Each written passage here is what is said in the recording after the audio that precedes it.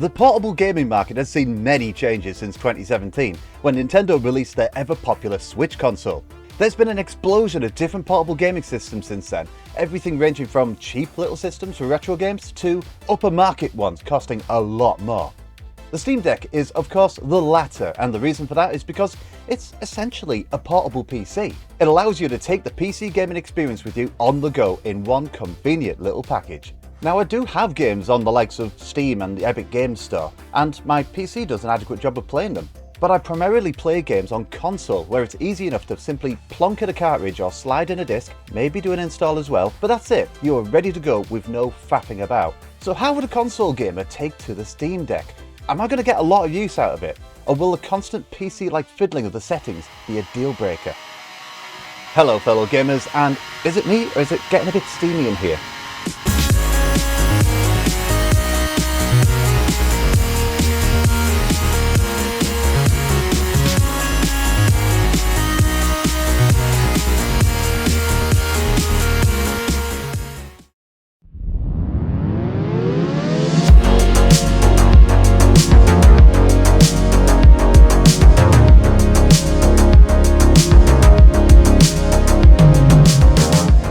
Many of you already know, I'm primarily a console gamer, and a vast majority of my modern portable gaming for the last few years has been with the Nintendo Switch.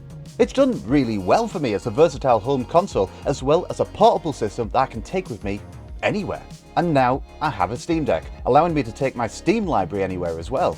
Now, at the time of recording this, I've had the Steam Deck for about a week, and I've been exploring a lot of what it can do natively, as well as a few things it wasn't initially designed to do. Now, while I don't often play games on PC, given my already extensive console library, it would be interesting to see what a console gamer's initial perspective would be on the Steam Deck. So let's take a closer look. The model I picked up was the 512GB model, with the largest and fastest internal storage of all of the decks and an anti-glare glass screen. That screen is pretty nice, showing simply a softened head-shaped image rather than my own ugly mug when staring at a blank screen. Since most of my portable gaming over the last few years has been with the Nintendo Switch, I definitely noticed how much of a hecking chonky boy the Steam Deck was in comparison.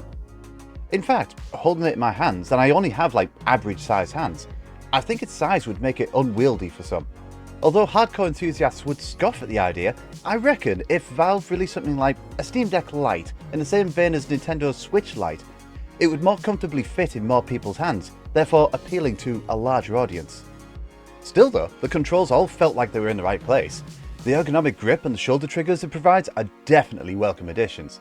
There are 4 more remappable paddles on the back as well, though so far I haven't felt the need to map anything to these yet.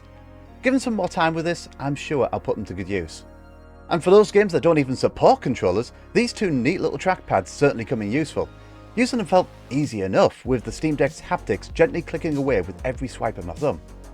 Overall, I do think the general design of this is really nice, but it could do with being shrunk down a little if possible. Initially setting up the Steam Deck was a breeze. After a couple of minutes, I was already being presented with my entire Steam library ready to download and install.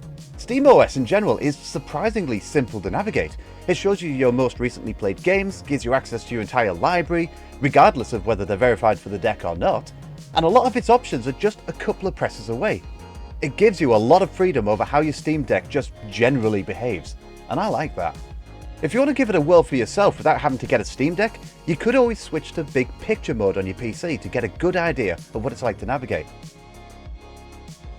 But we're not going to be able to properly try this thing out without installing a few games. First, I thought I should see what the Steam Deck was like to use, doing what it was made to do: play Steam games. I tried a couple of titles from my Steam library, everything from big AAA titles to indie games. Not all of them were verified to run on the Steam Deck, mind, but it just went ahead and played them all anyway. Fallout 4, for example, isn't a verified game, but it plays just fine. There's the initial splash screen before starting, and the text is a smidge on the small side, but it plays really well. It hit its max frame rate in enclosed spaces while managing around 40 or 50 frames per second outside, but this was with ultra settings enabled. While all of this looked really good, the downside was that it would only last about 90 minutes on a full charge.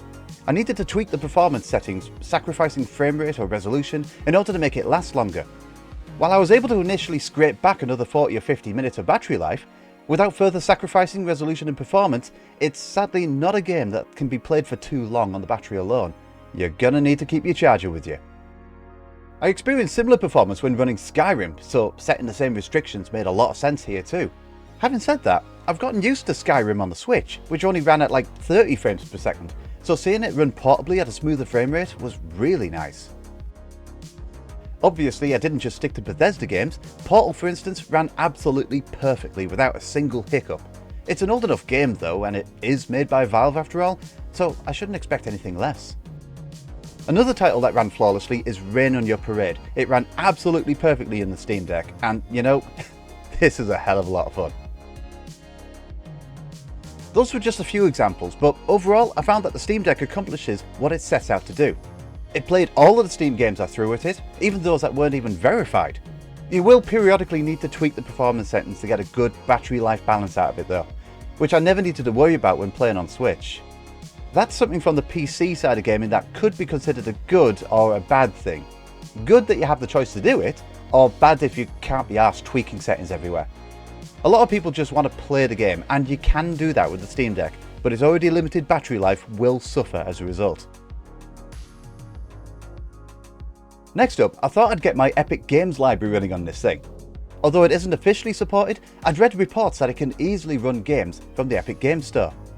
Here's where the PC side of things really comes into play, because I had to drop into desktop mode and install the Heroic Games Launcher in order to achieve this.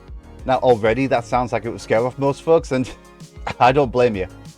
However, there are plenty of guides online that will walk you through the whole process. They may not be up to date with the latest version installed in your Steam Deck, but they'll get you at least close enough. Now, hats off to the peeps behind this launcher, because once I downloaded it on my Steam Deck, it was a cinch logging into my Epic Games account and queuing a few of my games for download. You can even set it to add the games to the SteamOS interface, so you can access them all from there without having to go back to the desktop mode again. My experience of playing the games from my library though, were rather mixed. Games like Horizon Chase Turbo and Stubbs the Zombie played absolutely flawlessly. They ran smoothly, they were responsive, and as if I were playing them directly from my Steam library. There were, however, games that needed tweaking in order to work. Celeste, for instance, simply showed a black screen, making it completely unplayable. After searching online, I found a setting that needed manually putting in, which made it run perfectly afterwards. While it's great that we have the freedom to do this, it's definitely not something that Johnny Every Gamer is going to know how to do. And unfortunately there were other games that I simply couldn't get working. Doom 64 sadly had performance issues right from the off. It would freeze up constantly, making it impossible to play. I also couldn't get GTA 5 working. Loading up the story mode brought up an error that I couldn't find a solution for. I'm sure after some time tinkering with this I'll figure it out, but it's certainly not what I was hoping for. I am surprised though that any Epic Games titles even run on the Steam Deck. Some of my games worked, but it seems going this route is going to be rather hit and miss, depending on your library. I don't know if the Heroic Game Launcher can already do this, but I think it would be useful if there were predefined settings already configured for each game you're trying to load. At least that way, more people could install and enjoy the games without having to tinker with the settings deep inside the launcher itself. Lastly, I wanted to see how the Steam Deck fared as an emulation machine. I've already got an RG35XX that handles everything all the way up to the PS1, so I decided to install games for tougher platforms that my little Ambernick couldn't handle. It seems the foolproof way of getting emulation set up on the Steam Deck is to install EmuDeck, an all-in-one emulation solution that installs and configures all of the emulators you need to run your selected games. But getting those games copied across to my SD card wasn't quite so straightforward. The only option at the moment is to use a USB drive, but it refused to copy my games across after I connected it. In the end, I had to do it myself via the Linux GUI. It would be nice if EmuDeck supported network shares so that they could be copied straight across from a PC. That would save an awful lot of hassle. Still, I had a selection of games for PS2, Dreamcast, GameCube and OG Xbox copied over to my Steam Deck's SD card, and all of them appeared in SteamOS automatically with their artwork already scraped. Most of them were correct, but some of them weren't quite right. After all that though, it was a simple matter of selecting them and hitting play, but my experience after this was not exactly perfect. GameCube first of all, let's get that out of the way, that was perfect. Absolutely perfect. F-Zero, Sonic Gems, Pokemon XD, not a single problem with any game that I threw at it. When it came to PS2 games though, they mostly worked fine, but there were some games that didn't perform as well as I'd hoped. Gran Turismo 4, for example, ran absolutely flawlessly, whereas Outrun 2006 Coast to Coast had quite a lot of slowdown issues.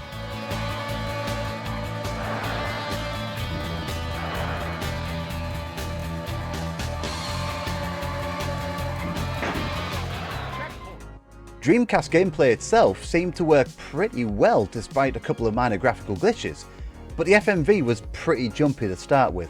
This was very obvious to see in games like Sonic Adventure. And sadly, OG Xbox performance was all over the place. Sometimes the games in FMV were so stuttery to a point that they were unplayable, and other times they ran fine but at a frame rate far lower than what the Steam Deck itself was reporting.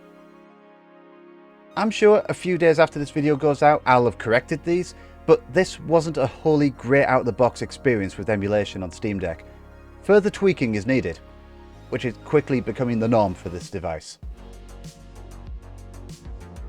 So what are my first impressions of the Steam Deck after a week of use? Well, firstly, I was very impressed with how easy this was to set up out of the box.